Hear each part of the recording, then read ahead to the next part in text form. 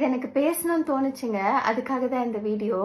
மாற்றத்தை விரும்பும் மக்களின் மாநாட்டுல மட்டும் இல்லைங்க, சின்ன சின்ன கூட்டத்திலயுமே நடக்கிற விடயம். உங்களை நான் கொஞ்சம் யோசிக்க வைக்க போறேங்க.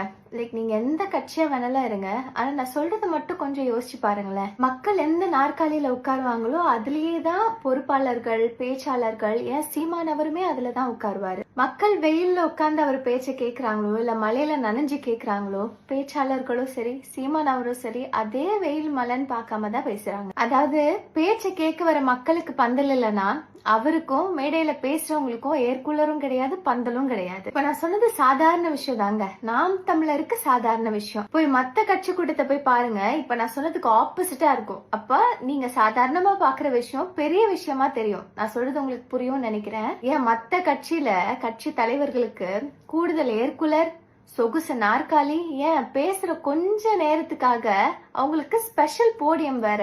கொஞ்ச நேரம் வெயில்ல நின்னு மழையில நனைஞ்சு மக்களோட மக்களா நிக்க முடியல அப்படின்னா அப்ப நீங்கெல்லாம் என்னங்க அரசியல்வாதி? இப்பேற்பட்ட தலைவர்கள் மக்களுக்காக என்ன பண்ணிட முடியும்? இல்ல அவங்க பண்ணிடுவாங்க நீங்க நம்புறீங்களா? எல்லார் முன்னாடியும் நான் தான் பெரியவன் அப்படின்னு காட்டிக்கணும்னு நினைக்கிற அரசியல்வாதிகள் எப்படி நம்மளோட நிப்பாங்க?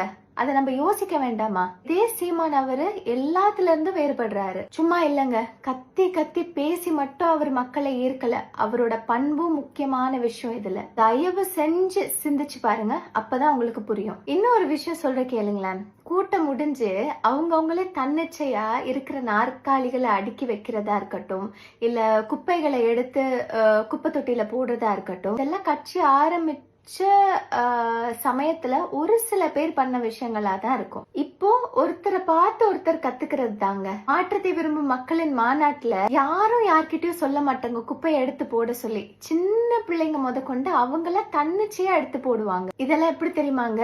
பார்த்து கத்துக்கிறது தான், தானா நடக்குது.